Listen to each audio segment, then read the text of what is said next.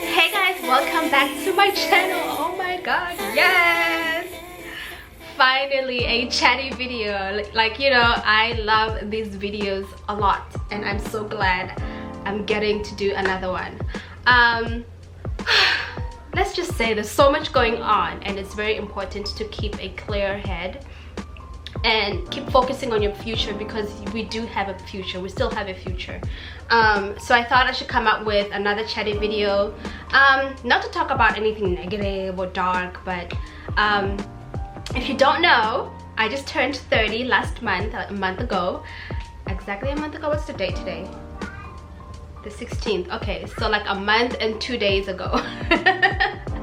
I turned 30. I didn't do a vlog because my birthday this year wasn't anything special because of the virus and everything, the lockdown.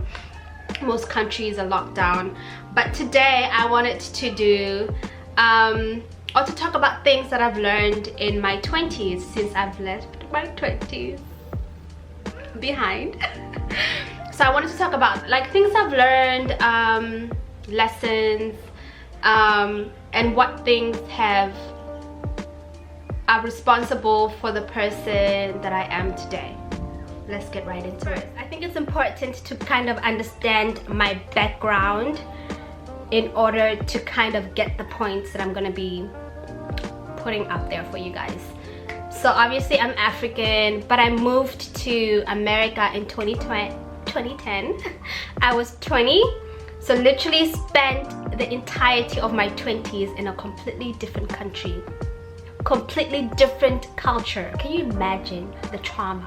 Just sit with me for a second. Imagine the trauma of this post-teenager moving to a completely different country, and yeah, it was bad. It was traumatic. So first things first, what I learned is to embrace change. You're gonna hear chickens in the background. I live in a farming community, so yeah, ignore it. It took me years, guys, and I was fighting it because I just didn't understand why these people were so different and so cold, you know, cold compared to my own culture. Not cold because it's bad, but like compared to my own culture, you know, we're very warm and we embrace one another, we like to talk and all that stuff. So it was really hard for me. I've definitely spent too much time resisting change. I think at the time I just didn't understand that change is actually good for your growth. If nothing changed around you, then you wouldn't be able to grow, you know, you wouldn't be able to grow spiritually, you wouldn't be able to grow emotionally. And had I understood that in my early 20s, my growth would have been that much faster, would have been that much accelerated. Not that it wasn't, because I was thrust into a situation. I think I was forced to grow up quickly, but I would have gotten to where God wanted me to go in an even faster pace if I had just understood that things aren't really falling apart around me. They're actually setting up for my success. You know what I mean? Like they're the stepping stones for my success. So yeah, definitely embrace change. It's about to rain outside, so I hope it doesn't get noisy. Anyways, so with everything, so much change going on around me, like it just felt like more stress was being added, because like everything was basically falling apart before my eyes. I was struggling financially. I didn't have a place to stay at one point. I didn't have my support system. I didn't have my family around. It was definitely grounds for depression, and to be honest, I gave in. I wrestled with depression for many years, but hindsight, I would have chosen joy. Like I think I did that towards my late 20s. Like it doesn't matter what's going on around me, I would constantly choose joy and find ways to make myself happy despite of anything that was going on around me, and a lot was going on around me. And I just spent way too much time on having things happen the way that I had envisioned them to happen. If they didn't happen at the right time, or this way I felt like I was failing. And not only was I failing, I felt like God was failing me, and that's not true. I didn't understand the process of divine timing. You know, just because God told you something or you believe for something to happen, it doesn't mean it's going to happen at the time that you want it to happen, or in the way that you want it to happen. So yeah, understanding the concept, the truths of divine timing, you know. Yeah, if you understand that and you release those things back to God, it allows for peace. You know, it allows for you to live in the now, and not to just, you wake up every day thinking about future things, or you wake up every day thinking about, oh my gosh, I don't have this, I don't have that, or this hasn't happened. You're not living in the moment, and you're not actually receiving the lessons that you're supposed to receive today for tomorrow, to get you to that tomorrow. In hindsight, I see how I could have missed God talking to me because I was so shut off, and I just wanted to focus on those things that I wanted to focus on, like future things or things that I didn't have at the time. Ooh, yeah, those were bad times. But anyways, lesson learned, right? I think I had, being African, but at least for my generation up, we are taught to have a little bit of understanding of where we want to go at a younger age. We have a deeper sense of responsibility at a younger age, right? So I already knew where I wanted to go. I already understood what I wanted to do, and I you know, even with the gifts that I have, I had an understanding of what God was communicating to me, where he wanted me to go. But again, it's like I had a picture in my head. You know, when you have like a small little puzzle, or when you zoom into a picture, you can only see that area, but when you zoom out, it's actually a bigger picture.